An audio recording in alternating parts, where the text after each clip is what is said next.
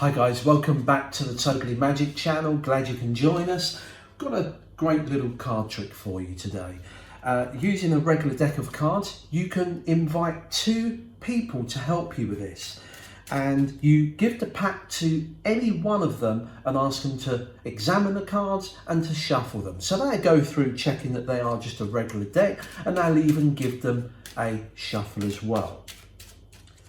Once they've done that, put the cards down and you ask one of them to cut a few cards off.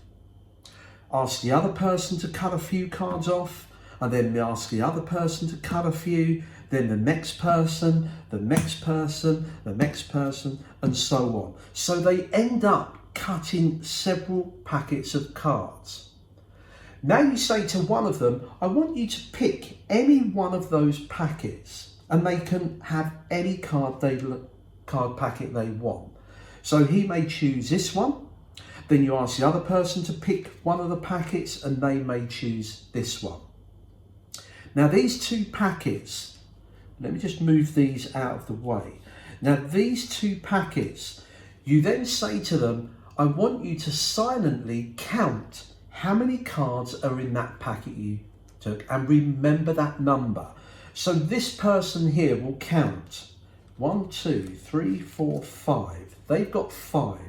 This person here will count his cards 1, 2, 3, 4, 5, 6, 7. Okay. Once they've remembered their numbers, you ask one of them to grab the other person's packet and shuffle them. So now they put their cards together and one of the spectators will shuffle the cards. You take the cards back and you say, who wants to go first? It's an absolute free choice. It doesn't matter which spectator goes first. So maybe this person goes first. And you say to them, what I'm going to do is to show a card one at a time as we count through them. What I want you to do is when I get to the number that you're thinking of, remember that card at that position. But whatever you do, don't point to it or look away. Just keep looking. Don't give any indication which card is yours. So here we got the third, the fourth card, the fifth card, the 6, 7, 8, 9, and so on, so forth. So you're now thinking of one of these cards. Yeah. You're happy with that? Yeah. Now I'm going to give these cards a quick shuffle like this and give the cards to you. Remember your card. I give the cards to the second spectator and I ask him to deal cards onto the table face down while counting out aloud and stop him when he gets to his number. So he takes his cards and he goes 1, 2, 3, 4, 5, 6, 7. He stops here. 7 is your number. Let's just move that card here. So from all of these packets, if you had picked this one that's got a few more cards in, you would have dealt a few more. If you had picked this packet that's got less cards, you would have stopped earlier. Absolute freedom of choice here. 7 is your number. Does that match your number? No, of course it doesn't. Because if it did, that would be luck or coincidence. But we're interested in magic. You see, you stopped at number 7. You're thinking of one of these cards from a shuffled pack. For the first time, what was your card? The 7 of diamonds. Now this isn't luck, coincidence. This must be magic. A perfect pairing of number and card. Practice and enjoy.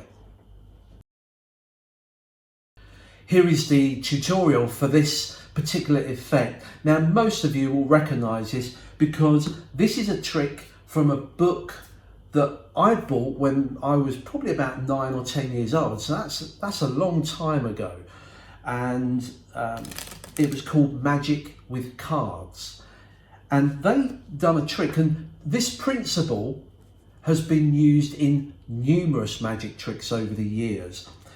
Anyone that's familiar with the method, as you know, if you take any cards, it's a self-worker by the way, if you take a few cards and a few cards here, if I count these, 1, 2, 3, 4, 5, 6, 7, 8, and if I count these, 1, 2, 3, 4, 5, 6, so we have 6 and 8 here. If you put these together, if I show this spectator the cards, there's 1, 2, 3, 4, 5, 6, 7, 8.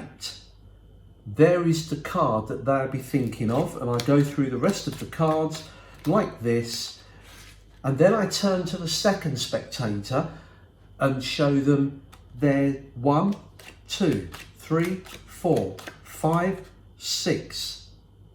Do you notice something? They both see the same card, and that's how the trick works. It's totally automatic. Okay, 2 different numbers, and when you count through the cards, you arrive at the same card. Now, I know some of you will know this principle, but it's used a lot in magic. And with this particular effect, what we used to do, the trick that appeared in magic with cards, is that you would shuffle these cards, split them up, and when you turn up the cards in pairs, you would ask both spectators to shout stop when they see their card, and at this point they will both call stop. You as a magician pick both of these up and you'll say, look at that for magic, both your choices have paired together. Now this is brilliant. I loved this as a kid because the person over here doesn't know what his card is, and this person doesn't know what his card is. So when this person sees his king here, he's assuming that the 10 of hearts was chosen by the other person. And this person sees the king, which is his card, and he assumes that the 10 is his. And it's a brilliant, and I thought this was a brilliant way of getting 2 cards to appear together when only one of them was their card. Anyway, I'm kind of giving you the background of what this trick is. So it is self-working, but I just made a few changes to it. So this is my interpretation of this particular trick. You get the cards, 2 people to help, you shuffle the cards or they shuffle them, and I wanted, rather than do the original where someone takes a few cards, the other person takes cards, I thought it'd be interesting if they take a few cards and he takes some, they take some, and they make lots of piles of cards like this. You don't want them to have too many cards because it'll take you ages going through them at the end. So get them to cut the cards as much as they like. You then get both of them to pick up any packet. So say if they pick up these 2 packets, I like to leave the other cards out on the table just for show. They pick these, they count the cards. On this example, this guy's got 3 and this one's got 5. So 3 and 5. One of them grabs the cards together and shuffles them. Now on the original trick, you hold cards up and put them down like this. But I thought it would be better if I do it differently and turn over the cards like this. By the way, why am I doing this? Is one of the things I didn't like was that when you show the cards like this, when you get to the last one, you don't put it on top, you put it underneath. And I always felt maybe someone may notice it. I don't think they do, but maybe that's just the way magicians think. Yeah. So what I thought I'd do is, what if I hold them, either one can go first. So maybe this person here. Now what I do, I could tell that neither of these people had 2 cards in their hand. So I demonstrate by turning over the first 2. I say, look, I'm going to show cards one at a time. I flip this one over. There's card number 1. And then I flip the next one over, card number 2, and that goes behind this. Now I ask them to remember their card at the position. So 3, 4, 5. Now he's going to remember the Queen because he had 5 cards. 6, and once I get kind of halfway through, I don't bother counting. I flip these over. Now this is what I like. This seems a much more subtle way of doing this. On the last one, I flip it over and just put it on top. It seems more natural. Okay, so the last card doesn't go behind, it just goes on top. I flip the pack over and I give the cards to the other spectator. Now, if you're a bit more skilled, you could do some false shuffles and cuts before you hand it to them, but you don't have to. That's optional. Okay, they have to be in the same order as you hand them to them.